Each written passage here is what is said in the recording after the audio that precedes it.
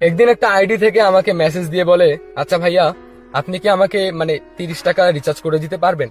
তো তখন আমি আইডিতে ঢুকলাম। আইডিতে ঢুকে দেখলাম আইডির নাম আয়েশা আক্তার, কিন্তু আইডিতে একটা পোস্টও নেই, শুধু প্রোফাইল পিক যেটা সেটাই আপলোড করা এবং ওয়ান পোস্ট দেখাচ্ছে, আর একটাও ফ্রেন্ড নেই। আমি অবাক হয়ে গেলাম। তখন আমি ভাবতে শুরু করলাম, এটা আমার পরিচিত কেউ না তো, যে কিনা আমার সাথে প্র্যাঙ্ক করতেছে। তো তারপরে আমি একটু মানে বিষয়টা জানার জন্য বললাম, কেন আপনাকে আপনাকে আপনাকে রিচার্জ করে দিব কেন? আপনার ওদিকে কি দোকান নেই? আপনার কাছে কি টাকা নেই? আপনি নিজেই রিচার্জ করে নেন। তখন বলল, ভাইয়া আসলে আমি বিপদে পড়ে গেছি, আমার ইমার্জেন্সি আসলে একটু রিচার্জ দরকার, আমার ফোনে এমবি কিনবো, তো আপনাকে আমি টাকাটা ফেরত দিয়ে দিব, এইভাবে আমাকে বললো। হ্যাঁ, তো তারপরে আমি মানে বিষয়টা জানার জন্য ভাবলাম যে ওর যদি নাম্বারটা পাওয়া যায় তাহলে চিনতে পারবো যে আসলে কে, নাম্বারটা দিয়েই দেখবো। তো তখন বললাম, আচ্ছা ঠিক আছে, আপনার নাম্বারটা দেন, আমি রিচার্জ করে দিচ্ছি। তারপরে সে নাম্বারটা দিল। এরপর আমি রিচার্জ করার আগে নাম্বারটা দিয়ে ফেসবুকে সার্চ করলাম। সার্চ করে দেখলাম যে আয়েশা আক্তার নামে একটাই আইডি, আর কোনো অ্যাকাউন্ট নেই।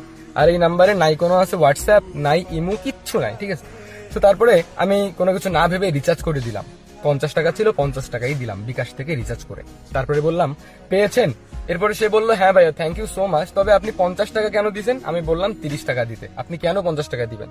তো তারপর আমি বললাম, আচ্ছা ওটা বিষয় না, আপনাকে টাকাটা দিতেও হবে না, আমি জাস্ট আপনাকে একটা প্রশ্ন করতে চাই, আপনার আইডিতে কোনো ফ্রেন্ড নাই কেন? মানে জিরো ফ্রেন্ড, এটা আমি জীবনের প্রথম দেখলাম।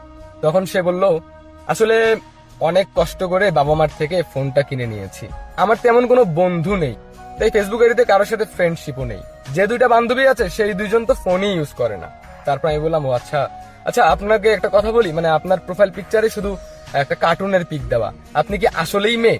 তখন বললো, আচ্ছা ঠিক আছে, একটু ওয়েট করেন। তারপরে সে আমাকে কল করলো মেসেঞ্জারে, অডিও কল। এরপরে ফোনটা রিসিভ করলাম।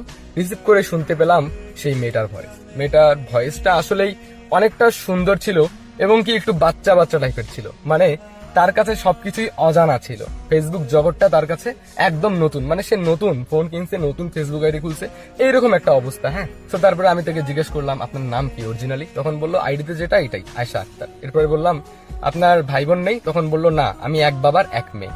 আসলে আমি পড়ি ক্লাস 10-এ, বুঝছেন, এই এসএসসি এক্সাম দিলাম, এখন আমার বাবা একটা ফোন কিনে দিয়েছে। তো এই ফেসবুক আইডি খুলে ফেসবুকে ঘাটাঘাটি করতেই আপনার একটা পোস্ট দেখতে পেলাম। তারপরে আপনার আইডিতে ঢুকলাম, দেখলাম যে আপনার আইডিতে অনেক দামি দামি খাবার সহ পিক, তারপর আপনার অনেক স্টাইলিশ ফটো।